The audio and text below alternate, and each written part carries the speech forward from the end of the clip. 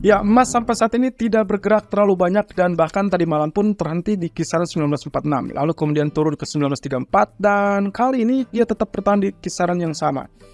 Kira-kira apa yang akan terjadi berikutnya dan bagaimana nasibnya setelah Amerika kembali aktif, terutama terkait dengan pergerakan US dollar yang sempat menguat setelah NFP atau kurang lebih di hari Jumat. Nah, kita lihat terlebih dulu dari outlook berikut ini. Oke, sejauh ini kita lihat pergerakan US dollar masih tetap sama dan juga perkiraan kami juga tetap akan relatif sama dengan potensi bahwasanya kita masih tetap menunggu apakah dia mampu untuk kembali bergerak di atas trendline biru atau tidak. Terutama ini kaitannya dengan resisten. Lalu kemudian kalau kita compare lagi, posisinya juga relatif tetap.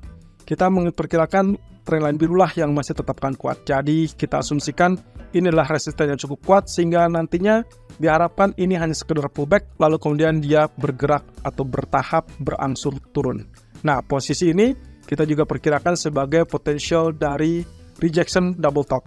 Kalaupun itu terjadi, ingat bahwasanya patokannya adalah neckline dan neckline-nya akan ada di 102.96 dan sangat jauh memang.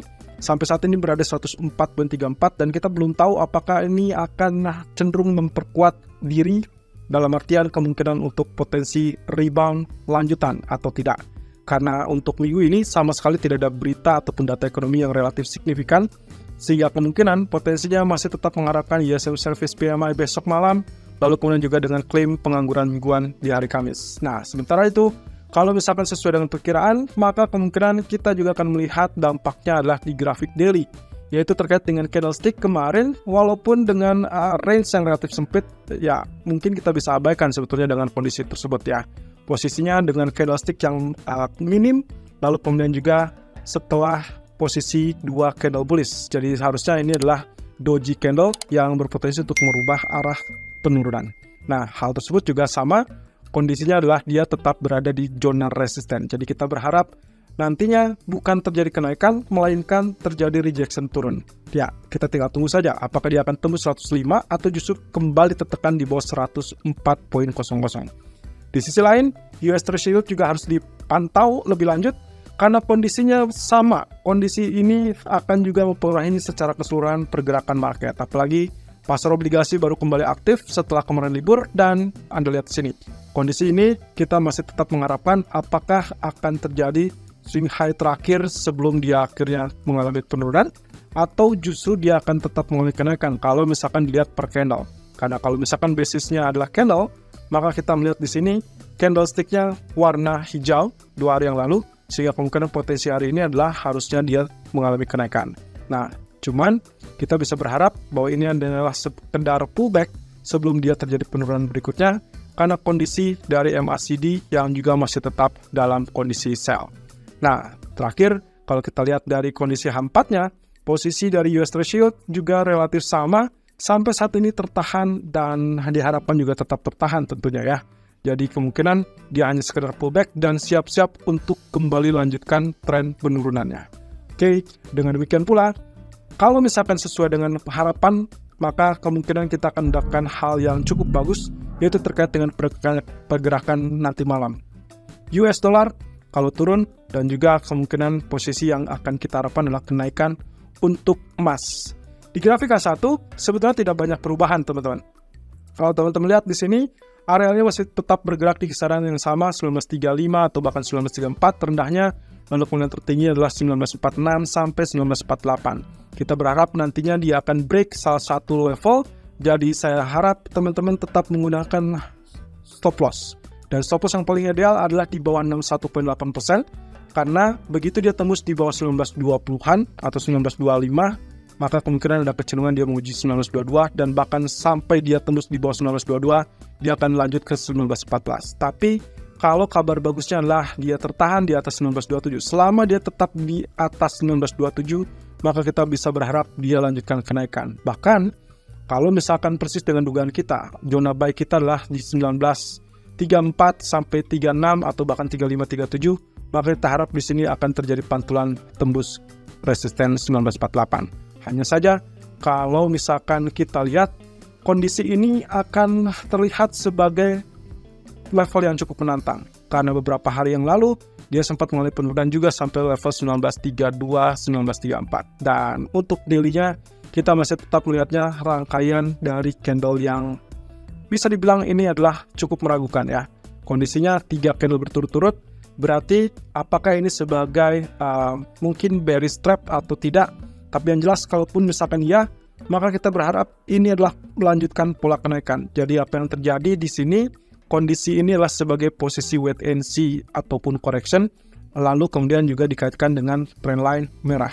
Di mana trendline merah yang sudah sempat ditembus, berarti inilah sekedar pullback. Dan terakhir, terkait dengan perkembangan terbaru terkait dengan posisi dari Elliott Wave. Jadi kita masih tetap menantikan adalah posisi yang wave ke-5 dari pola Elliott Wave utama, yaitu wave ke-5. Itu berarti wave ketiga. Jadi kalau misalkan kita lihat sini, 1, 2, 3, 4, 5, kita berharap akan muncul 1955 ataupun 1957 sebagai wave ke-5, yang juga merupakan wave kurang lebih ketiga dari jalur utamanya. Ya, seperti yang kemarin kita sempat bahas, jalur utamanya adalah di bagian ini. Jadi kalau misalkan diasumsikan hal yang sama, maka kita mengasumsikannya inilah pola besarnya. Dan kondisi ini nantinya baru akan kita dapatkan jalur berikutnya sebagai wave ke-5 besar di 1980-an. Tapi untuk sampai saat ini, kita hanya berharap 1955 ataupun 1957. Itu dengan catatan teman-teman. Zona buy tetap teman-teman harus menggunakan stop loss di bawah ini saja. Ya, itu berarti di bawah 1934. Dan saya lebih perkirakan dan menganjurkan di bawah 1927 itu jauh lebih ideal. Lagi-lagi kondisinya tetap wait and see. Crude oil, kita masih tetap menantikan apakah kelanjutannya adalah kabar bagus dari OPEC. Maka kita akan melihat posisi 88 ataupun 90 sebagai jalur yang terdekat dan terjauh adalah level 93. Sementara kita juga tidak berharap potensi dari koreksi akan menghantarkan dia di bawah level 83 atau bahkan 80. Selama dia masih tetap bergerak 84, 85, saya rasa masih tetap oke untuk melakukan buy. Jadi harap berhati-hati saat dia kembali di bawah 8350. Itulah stop loss yang paling ideal untuk mengantisipasi kemungkinan terburuk ada koreksi yang cukup tajam. Nah, terkait dengan hal tersebut, kita sudah ingatkan juga di grafik keempatnya, saya cuma mengincar 23.6% sebagai zona terakhir koreksi karena melihat dari jalur kenaikannya, ini adalah relatif jalur kuat. Sehingga kita tidak berharap koreksi akan mencapai 38 ataupun 50%. Cukup di jalur 23.6% sebelum akhirnya dia lanjutkan rebound dan juga lanjut di atas 86. Sementara kalau misalkan dia kembali di bawah 84 atau kurang lebih di bawah 8350, Anda bisa pergunakan kesempatan untuk melakukan sell sampai maksimum di zona 82 ataupun 81. Tapi ingat, kita tidak berharap ada penurunan di bawah 80 karena OPEC sendiri masih cukup agresif untuk mempertahankan tingkat harga.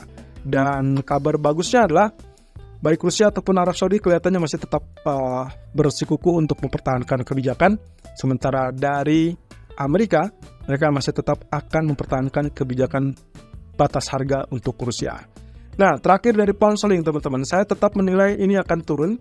Persis dengan apa yang kita bahas kemarin di live streaming hari Senin, bahwasanya apa yang terjadi kenaikan itu adalah sekedar pullback dari 50% real body long black. Jadi kita tidak melihatnya sebagai tanda-tanda bullish harami ataupun bullish engulfing. Bahkan dia sampai saat ini terjadi penurunan dan itu sudah cukup bagus ya. 1.2600 sudah tembus dan kita tinggal tunggu H4. Begitu tembus 1.2576 maka hati-hati di 1.2540-an. Dan kalau misalkan itu terjadi, maka kita bisa lihat di sini apakah dia lanjutkan penurunan persis dengan apa yang kita duga, 1.2450 atau bahkan 1.2400 atau malah dia rebound. Yang jelas apa yang kemarin sempat kita gambarkan, dia juga benar terkoreksi ataupun tertahan di zona 50%. So, pound sterling saya rasa masih tetap negatif dan juga apapun yang terjadi dengan Amerika kelihatannya dia tidak berhasil untuk mendorong di atas level 1.2700 kembali. Kecuali kalau terjadi sesuatu dan itu membuat dia kembali di atas 1.270, silakan lakukan switch strategi menjadi buy.